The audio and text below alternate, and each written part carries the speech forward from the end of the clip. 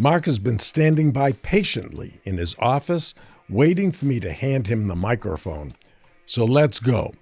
Welcome to the show, Marc.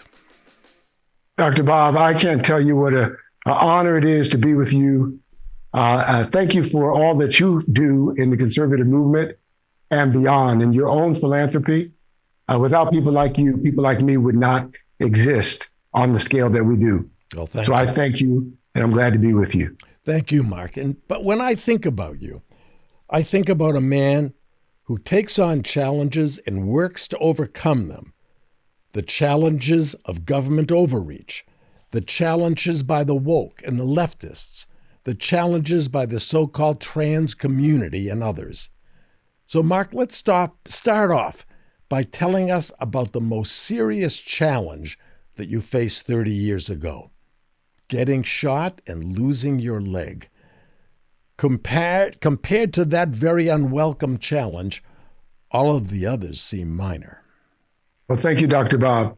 That on July 31st, 1987, 4 days after my birthday, actually, I didn't know, but an encounter would shape the rest of my life.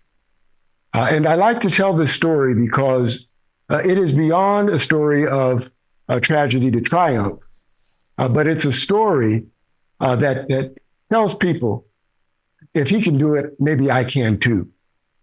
I was at USC, I had graduated undergraduate, and I was on my way to do something, God knows what. But I was still living in off-campus housing at USC. And I'm from Connecticut, West Haven, Connecticut. And I had been at USC for 4 years. And strangely, I just didn't know that the University of Southern California was in the middle of gangland in Los Angeles. I just didn't know. And so after I graduated, I stayed in off-campus housing for a time. Back then, Dr. Bob, I used to live off of peanut butter and jelly. So I went across the street to get myself a loaf of bread. And I came back, and as I was approaching my off-campus apartment door, which faced the street, I heard a voice cry out. He said, "Can you come help me? Can you help me?" And I'm a little boy from Connecticut. Sure. Help you with what? And as I approached him to see how I could help him, how I could be of service, he turned and he pointed a 12-gauge shotgun right in the middle of my forehead. And he said, "Fix this." He said, "Give me $100, at least $100. And then at that time, my girlfriend, now my wife, Tigra, thank God, she fled as I raised my arms in the air. And Dr. Bob, people who have experienced a traumatic situation like that, you get tunnel vision and time stops. It stands still. It's the most amazing physiological thing that happens. And I heard him mouth those words, $100, at least $100, in slow motion. And all I could think of, Dr. Bob, was that in just a matter of seconds, my head would be on the sidewalk behind me. And by the grace of God, he turned that 12-gauge shotgun around and hit me with the butt end of it. He didn't hit me hard enough, actually, to make me fall, but I threw myself to the ground, prayerfully hoping that it would end, whatever this was. I had never experienced anything like this, any encounter of violence at all. And I fell to the ground.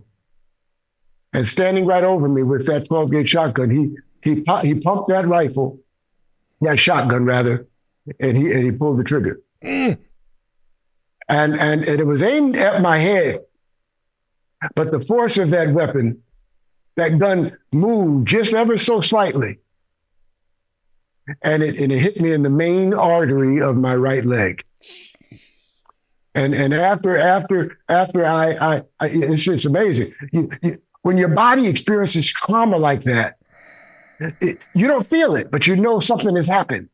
It's very bizarre how the body protects you. The adrenaline kicks in. And I saw him flee. He got into the car where there was someone behind the wheel, and they sped off. And I could hear in the distance my girlfriend knocking on doors, screaming for help. And if you know USC, right across the street from McClintock and Jefferson, it was a fire station before Rick Caruso developed that whole piece of land. It was a fire station. And within moments, they came, Dr. Bob. And by the time they took me to the closest hospital, which was not King, which was the trauma center, they got me to California Med. I got there with 1 unit of blood left. And my life was hanging in the balance. And so I struggled through a very critical time in my life, through ICU and in and out of 7 surgeries, trying to save my life. And they did. They saved my life. They told my mother, though, if she didn't get in from Connecticut overnight, because my head became hydrocephalic, and they said if he makes it, he'll be brain dead and blind. And so my mother rushed in, and thank God, I didn't die. But they did amputate my leg. A couple months after that, I have the highest level of amputation you can have of a leg. It's called a hip disarticulation. Pulled right out of the socket. And so I'm blessed to be able to walk around with a prosthesis and a cane, and I try to make it as cool as possible. But I'm thankful to have life, and that girl that saw me get shot is now my wife. And I'm blessed to have her in my life.